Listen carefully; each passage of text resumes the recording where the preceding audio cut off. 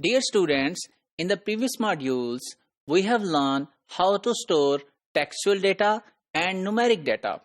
And then there is another form of data, that is a form of images. So you take photograph of someone, so that photograph could be stored how into the computer. So whether it should be, we should follow the textual kind of approach or numeric kind of approach. So let's see how the images are going to be stored within the computer. So you might have heard about pixel. So that pixel is a short form of picture element.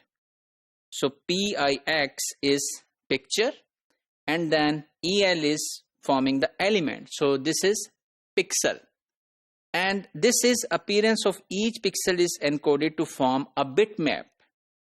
Many display devices, printers work on pixel concept. So this means whatever the image you have, so you store that image in the form of small grids backend in the computer, and that each grid is a pixel.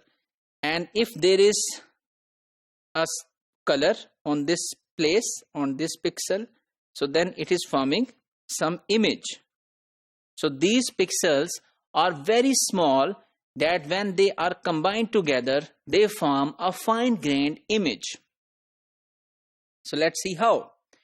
So these pixels are converted to bitmap as I have shown on the previous slide.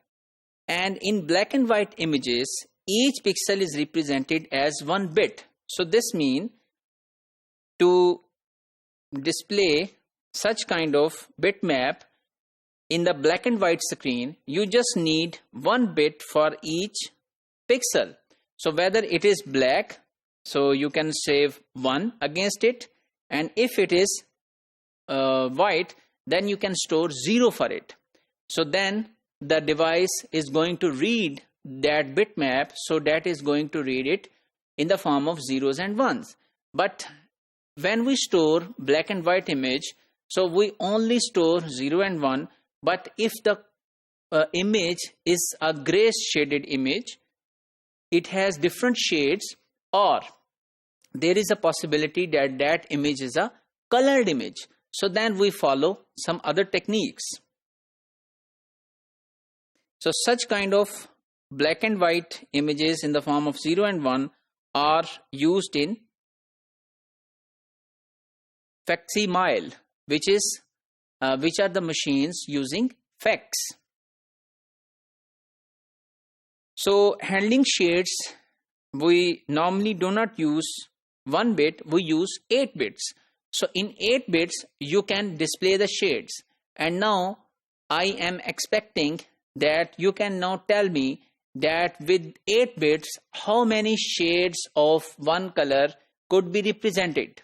So we have learned in the last module that with the 8 bits, we can represent 2 raised to power 8 combinations or unique bit patterns. So which becomes 32, 64, 128 and 256. So 256 types of shades could be represented with 8 bits. So we could have then variety of shades as the form of grayness. And to store colorful images, one of the technique we use is RGB, red, green, blue. So we want to form all of the colors of the world with the help of red, green and blue. So for example, we have 1 byte for red, 1 byte for green and 1 byte for blue. So which means we can store like 0, 0, 0, 1, 0, 0, 1, 2, 3, 4, 5, 6, 7, 8. So this is 1 byte or 8 bits to represent red.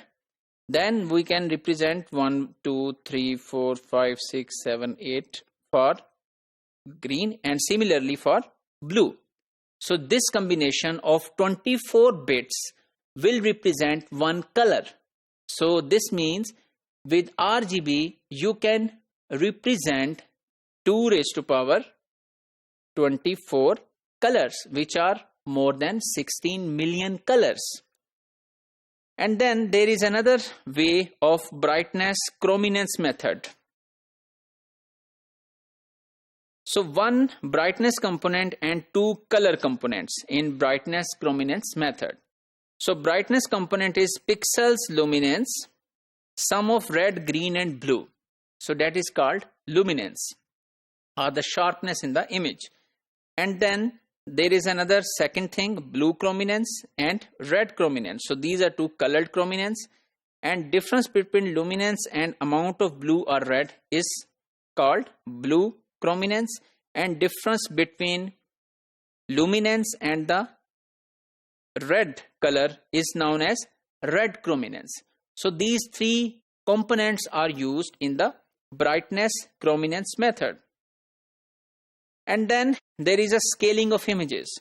So you know, when we represent image in the bitmap, so if we want to extend this bitmap to a larger size, then it will be blurred. So we cannot digitally zoom this bitmap. So to digitally move this bitmap, we need large number of pixels to represent this image. So then there is another method to avoid such large scale image or small scale image to enlarge it, that is geometric structures. So they say that we should not store the bitmap or the pixels values.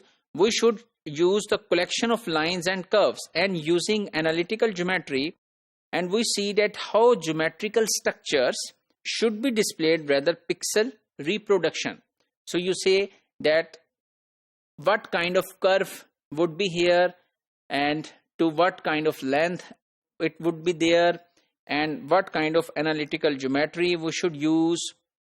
So such lines of curves and lines we use in the geometric structures. So we actually are not storing the bitmap or image, we are storing that how much lines and curves should we form to display this image as a true image. And such types have been built by Microsoft and Apple, like TrueType, and PostScript by Adobe, and those are also used in computer aided design as well. So if we summarize today's module, we have learned that how to represent images in the form of pixel, bitmap, and then we have learned brightness chrominance method, and then we have seen that irrespective of saving the image, we should save that how the image should be formed. So that would be the metadata, that how the lines, how much line thickness and how much curves should be used to form the same image as we want to display the image accurately.